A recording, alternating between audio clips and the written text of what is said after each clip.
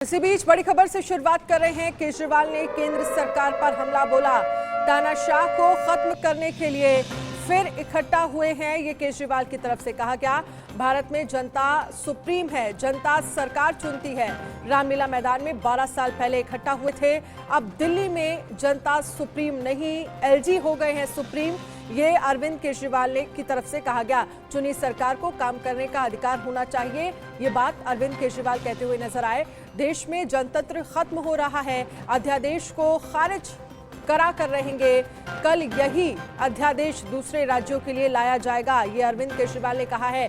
Supreme court के आदेश का पालन करा कर रहेंगे। जेल में डालकर दिल्ली का काम रोक रहे हैं। पीएम ने सिसोदिया को जेल में डाल दिया, ये अरविंद केजरीवाल ने कहा। उन्होंने सत्येंद्र जैन को जेल में डाल दिया और इससे दिल्ली का विकास जो है वो रोका जा रहा है, ये अरविंद केजरीवाल कहते हुए नजर आए। दरअसल ये जो घेराबंदी है वो अध्यादेश को लेकर की जा रही है। तमाम नेताओं से अरविंद केजरीवाल अध्यादेश पर समर्थन चाहते हैं और इसीलिए मुलाकात कर रहे हैं। और आज ये रैली जो है रामलीला मैदान में की गई, जहां पर दिल्ली के तमाम बड़े नेता और अरविंद केजरीवाल की पार्टी के नेता जो हैं वो मौजूद नजर आए। मोदी जी को क्या हो गया? इतना अहंकार हो गया इनको, इतना अहंकार हो गया इनको। दोस्तों, देश के अंदर अब जनतंत्र खत्म हो रहा है, इसी को तानाशाही कहते हैं। जब देश का प्रधानमंत्री कहता है मैं सुप्रीम कोर्ट को नहीं मानता, इसी को तानाशाही कहते हैं, इसी को हिटलर शाही कहते हैं, जनतंत्र खत्म होना कहते हैं। मैं बताना चाहता हूं, आखिर इस सुप्रीम कोर्ट के आदेश में ऐसा क्या है? सुप्रीम कोर्ट ने ऐसा क्या कह दिया कि प्रधानमंत्री जी कह रहे हैं कि मैं सुप्रीम कोर्ट के आदेश को नहीं मानता? अब दिल्ली के अंदर जनता सुप्रीम नहीं है, अब दिल्ली के अंदर एलजी सुप्रीम होगा। अब दिल्ली के अंदर चाहे जनता जिसको मर्जी वोट दे, चाहे जनता जिसकी मर्जी सरकार बनाए, प्रधानमंत्री जी कहते हैं सरकार तो मैं ही चलाऊंगा, मेरी तानाशाही चलेगी। अब जनता सुप्रीम नहीं है, जनता की नहीं चलेगी, जनता की सरकार की नहीं चलेगी। प्रधानमंत्री जी कहते हैं एलजी के जरिए मैं सरकार चलाऊंगा। जिस अध्यादेश के जरिए दिल्ली के अंदर आज तानाशाही लागू की जा रही है, कल यही अध्यादेश राजस्थान के लिए लाया जाएगा, कल यही अध्यादेश पंजाब के लिए लाया जाएगा, कल यही अध्यादेश मध्य प्रदेश के लिए लाया जाएगा, कल यही अध्यादेश महाराष्ट्र के लिए लाया जाएगा। इसे अभी रोकना पड़ेगा, सबको मिलकर अभी रोकना पड़ेगा। दोस्तों, चारों तरफ बेरोजगारी फैली हुई है, इनको समझ ही नहीं आ रहा बेरोजगारी कैसे दूर करें। चारों तरफ भ्रष्टाचार फैला हुआ है, इनको समझ ही नहीं आ रहा भ्रष्टाचार दूर कैसे करें। जीएसटी की वजह से व्यापारियों का बेड़ा गर्क हुआ पड़ा है, इनको समझ ही नहीं आ रहा जीएसटी को कैसे ठीक करें। और वहीं दिल्ली के रामलीला मैदान में आम आदमी पार्टी की महारैली को लेकर क्या तैयारियां हैं और किन किन मुद्दों पर केंद्र सरकार को घेरने का प्लान है, इसी को लेकर हमारे संवाददाता ने दिल्ली सरकार में मंत्री आतिशी से खास बातचीत की। सुनिए। ये मनोज तिवारी और बीजेपी के जो तमाम वक्ता हैं वो आरोप लगा रहे हैं कि आप लोग अपने पुराने पापों से बचने के लिए आप लोग महारैली कर रहे हैं, दिल्ली के लोगों को भ्रमित कर रहे हैं। देखिए, मैं तो मनोज तिवारी जी से कहना चाहूंगी, आप भी दिल्ली के वोटर हैं, आप भी दिल्ली के निवासी हैं, आपके वोट की ताकत भी छीनी जा रही है। आप ये क्यों मान रहे हैं कि हमेशा दिल्ली में अरविंद केजरीवाल की ही सरकार बनेगी? कल को भारतीय जनता पार्टी की सरकार बन सकती है, कल को मनोज तिवारी मुख्यमंत्री बन सकते हैं। दिल्ली के लोगों के वोट के अधिकार को तो बचाइए।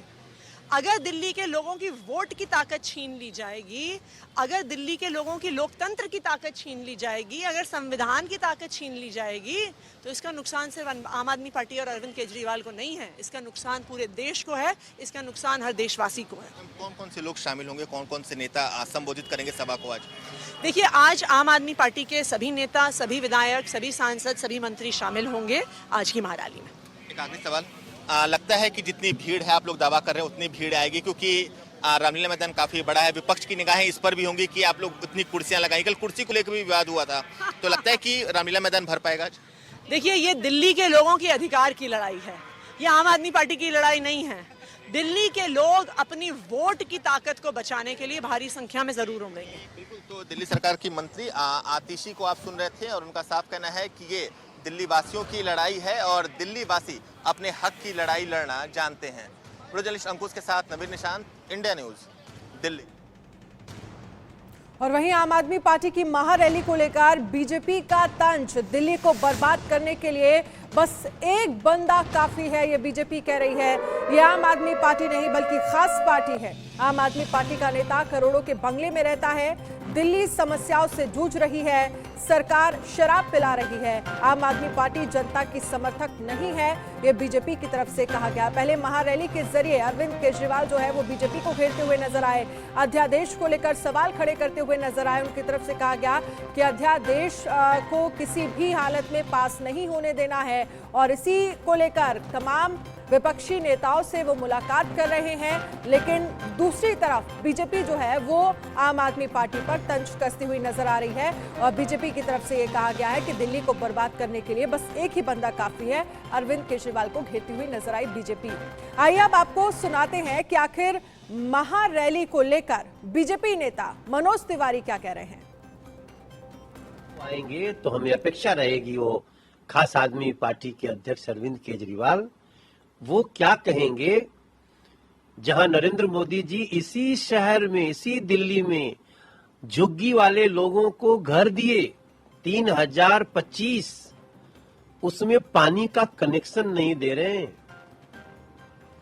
उस पर भी खास आदमी पार्टी के नेता अरविंद केजरीवाल का बयान क्या होगा, हमें इंतजार रहेगा। लेकिन दिल्ली की जनता बार बार यही कह रही है कि आप पंजाब से लाके लोगों को, कहां से लाके लोगों को रैली कर लो, लेकिन दिल्ली के लोगों से किया गया झुग्गी को पक्का मकान बनाने का वादा, घरों में साफ पानी देने का वादा, जमुना को साफ करने का वादा, दिल्ली को पोल्यूशन फ्री करने का वादा, दिल्ली के डीटीसी के उसके पुनरुद्धार का वादा, दिल्ली के लोगों को हर सुविधाओं के लिए मेट्रो से लेकर उनके घर तक सड़क का वादा, वो किधर है? इस खास आदमी पार्टी के अध्यक्ष अरविंद केजरीवाल से दिल्ली अपेक्षा करेगी। और वहीं केजरीवाल के बयान पर बीजेपी ने जोरदार प्रहार किया है। सुनिए बीजेपी के राष्ट्रीय प्रवक्ता आरपी सिंह क्या कह रहे हैं। रामलीला मैदान में अरविंद केजरीवाल की महारैली में फिर से उन्होंने इशारे में राजा की कहानी सुनाकर पीएम मोदी पर निशाना साध दिया। उनके डिग्री पे भी सवाल खड़े कर दिए। राजा के साथ रानी का भी जिक्र पहली बार करते नजर आए कि रानी का पता ही नहीं है। लेकिन बीजेपी का क्या कुछ कहना है, हमारे साथ नेशनल स्पोक पर्सन यानी राष्ट्रीय प्रवक्ता सरदार आरपी सिंह जी हैं। आरपी सिंह साहब, क्या ये जायज तरीका है भरे मंच पर इस तरह से बोलना, राजा रानी की कहानी सुनाकर अटैक करना पीएम मोदी पर और कहना कि रानी का पता ही नहीं है? देखिए, छोटी सोच के लोग छोटी बात करते हैं, घटिया सोच के लोग घटिया बात करते हैं। घटिया सोच के लोग हैं वो अपने शीश महल या राजमहल की बात नहीं कर रहे, जहाँ पर उन्होंने 171 करोड़ रुपये खर्चा उसकी बात नहीं कर रहे, और कौन सी रानी के कहने पे खर्च किए उसकी चर्चा नहीं कर रहे, कौन सा किसके कहने पे स्विमिंग पूल बनाया उसकी चर्चा नहीं कर रहे, किस राजकुमारी के कहने पे, राजकुमार के कहने पे स्विमिंग पूल बनाया उसकी बात नहीं कर रहे, किस राजकुमार के कहने पे जिम बनाया उसकी बात नहीं कर रहे। असल में क्या कि वो इसी सोच के हैं, जो मूल मुद्दे हैं दिल्ली के उस पर बात नहीं करें कि दिल्ली में 2 मंत्री भ्रष्टाचार के चलते जेल में है, उस पर चर्चा करें। लेकिन वो तो कह रहे हैं कि भ्रष्टाचार से मतलब सरकार हमारी तरक्की से डर गई, हमारा काम का जितना था कितना डर गया, इसीलिए मनीष सिसोदिया सत्येंद्र जैन को गिरफ्तार कर डाला। उनको बोलिए कोर्ट के ऑर्डर पढ़ लें। कोर्ट ने कहा कि सिसोदिया मास्टरमाइंड है भ्रष्टाचार का, वो की आर्किटेक्ट है भ्रष्टाचार का, और 90 करोड़ रुपये था कोर्ट ने मेंशन किया अपने ऑब्जर्वेशन में। संजय जैन को लेकर कहा कि ये तो हवाले के अंदर इन्वॉल्व है, तो ये कोर्ट की ऑब्जर्वेशन है। अब वो कोर्ट से अपने आप को ऊपर मानते हैं, अपने आप ही खुद सर्टिफिकेट देते हैं, अपने आप ही वो राष्ट्रपति का सर्टिफिकेट देते हैं। सच ये है कि उनके पास उत्तर नहीं है। कोर्ट से उनके मंत्रियों को पिछले साल भर से बेल नहीं मिल रही। उनके एक और साथी थे, उनको उन्होंने एक मंत्री का बंगला अलॉट कर रखा था, वो साउथ की कंपनी और इनके बीच का आदमी था। वो उसको कैलाश गहलोत का बंगला किसके कहने पे अलॉट कर दिया? वो कैलाश गहलोत के बंगले से सारा खेल करता था, और ये मोबाइल पे कहते थे, व्हाट्सएप कॉल पे कहते थे कि हमारा ही आदमी है, हमारा ही बच्चा है, सब कुछ जो करेगा हमारे बिहाफ पे करेगा। तो उस भ्रष्टाचार की बात करें, बाकी छोड़ें। ये भ्रष्टाचार के विरोध में कब खड़े होंगे जो कल तक भ्रष्टाचार की बात। सरदार आरपी सिंह साहब सबसे बड़ी बात की इन्होंने ये भी अटैक किया राजा रानी की कहानी सुनाकर कि डिग्री ले आए, एमए की डिग्री बनवा के लाए, फर्जी डिग्री लाए, जवाब नहीं दे पाए। कोर्ट में 25,000 रुपये का जुर्माना लगाया इनके ऊपर, अब तक इसका जवाब नहीं दे पाए और ये जितनी बार बोलेंगे उतनी बार जुर्माना और लगेगा इनके ऊपर। चलिए, तो सरदार आरपी सिंह बीजेपी के सांसदों पे अटैक करते नजर आया, कहा कि जिसकी सोच घटिया हो तो घटिया ही बातें करेगा, लेकिन जिस तरह से जनता है वो जनता जनार्दन है और जनता ही जवाब देती नजर आएगी, चाहे वो 2024 हो या 2025। कैमरा अविनाश शुक्ला के साथ अजीत श्रीवास्तव, सोनिया न्यूज, दिल्ली। और वहीं आम आदमी पार्टी सांसद संजय सिंह क्या कुछ कह रहे हैं, ये भी सुनिए। देखिए, केंद्र सरकार का एक ऐसा काला अध्यादेश जो माननीय सर्वोच्च न्यायालय के 5 जजों के फैसले को बदल देता है, मैं समझता हूं कि ये देश के संविधान के लिए बहुत खतरनाक है, ये भारत के लोकतंत्र के लिए बहुत खतरनाक है और ये बाबा साहब डॉक्टर भीमराव अंबेडकर ने जो भारत के लोकतंत्र और संविधान को लेकर सपना देखा था, उस सपने के खिलाफ है। तो आज इस महारैली के माध्यम से अरविंद केजरीवाल जी दिल्ली की जनता और पूरे देश की जनता को संदेश देना चाहते हैं कि आइए हम सब एक साथ मिलकर इस काले कानून का विरोध करें, इस काले अध्यादेश का विरोध करें और माननीय सर्वोच्च न्यायालय की प्रतिष्ठा को जो गिराने का काम किया गया है, इसके खिलाफ हम लोग एकजुट हों। दिल्ली की 2 करोड़ जनता ने प्रचंड बहुमत से जो सरकार चुनी है, उस सरकार के अधिकारों की लड़ाई लड़ें। तो ये आज इस महारैली का मकसद है। वहीं रामलीला मैदान में आपकी हुंकार को लेकर दिल्ली सरकार में मंत्री सौरभ भारद्वाज से हमारे संवाददाता ने खास बातचीत की, सुनिए। ऐतिहासिक रामलीला मैदान में आज आम आदमी पार्टी महारैली करने जा रही है केंद्र द्वारा लाए गए अध्यादेश के विरोध में। रामलीला मैदान से सौरभ, आप लोग का तो पुराना रिश्ता रहा है, आज फिर इसी मैदान में वापसी हो रही है। देखिए, रामलीला मैदान देश के बड़े बड़े आंदोलनों की उत्पत्ति की जन्मभूमि रही है और ये वो ऐतिहासिक जगह है जहाँ से हम लोगों के आंदोलन की शुरुआत हुई थी। आम आदमी पार्टी की शुरुआत इसी रामलीला मैदान से हो रही है और आज सत्ता में रहने के 9 साल बाद भी अगर रामलीला मैदान के अंदर अरविंद केजरीवाल आ रहे हैं तो इसका मतलब ये है आज भी आम आदमी पार्टी अपनी जड़ों से जुड़ी हुई है और आज भी आम आदमी पार्टी वही संघर्ष कर रही है जो 9 साल पहले हम लोगों ने शुरू किया था।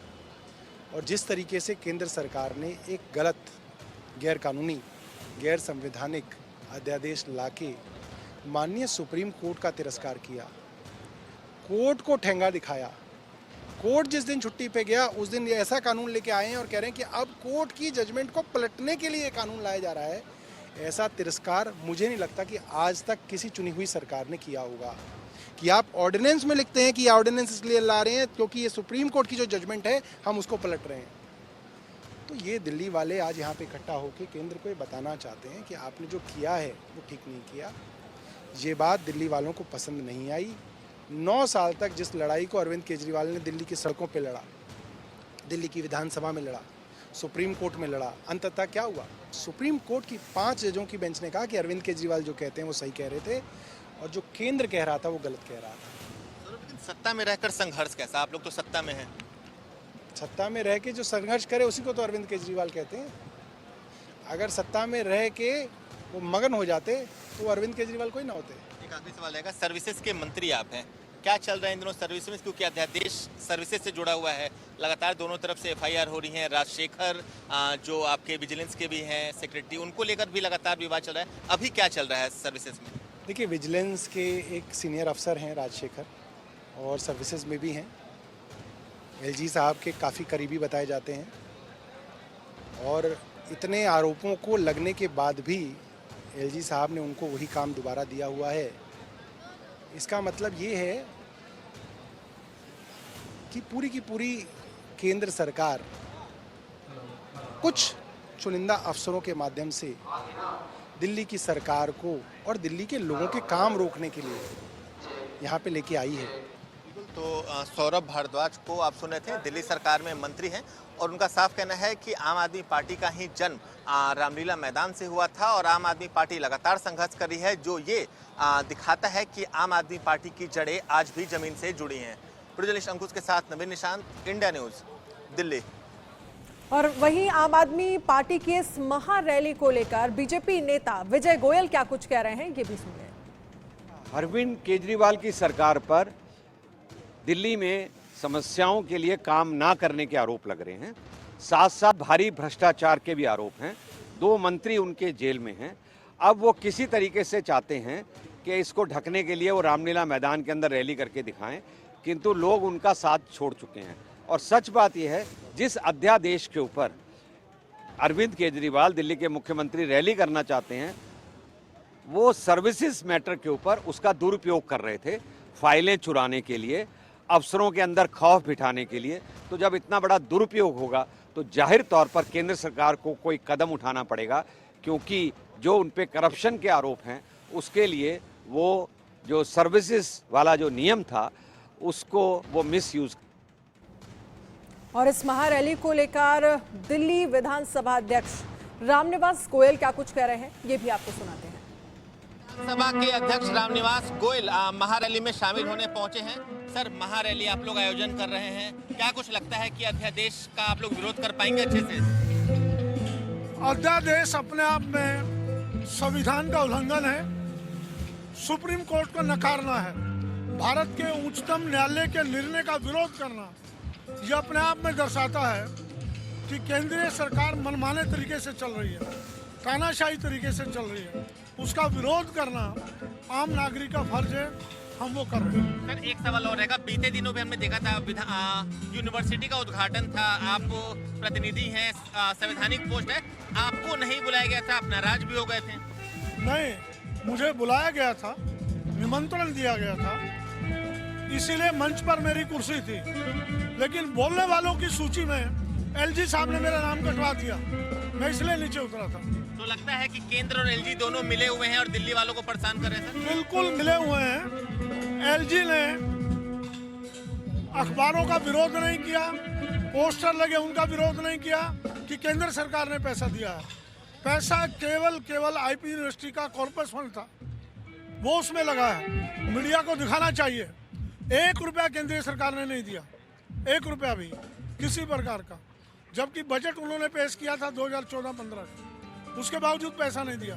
कॉर्पस फंड आईपी यूनिवर्सिटी का जो अब तक जमा था उसमें से बिल्डिंग बनी है, 41 करोड़ रुपया दिल्ली सरकार ने दिया। बिल्कुल। तो रामनिवास गोयल दिल्ली विधानसभा के स्पीकर रहे हैं और इनका साफ कहना है कि दिल्ली वासी अपने हक की लड़ाई लड़ रहे हैं और उसी दिशा में आज भारी से भारी संख्या में दिल्ली के लोग अध्यादेश का विरोध करने दिल्ली के रामलीला मैदान पहुंचेंगे। प्रोजर्नलिस्ट अवधेश के साथ नवीन निशांत, इंडिया न्यूज, दिल्ली।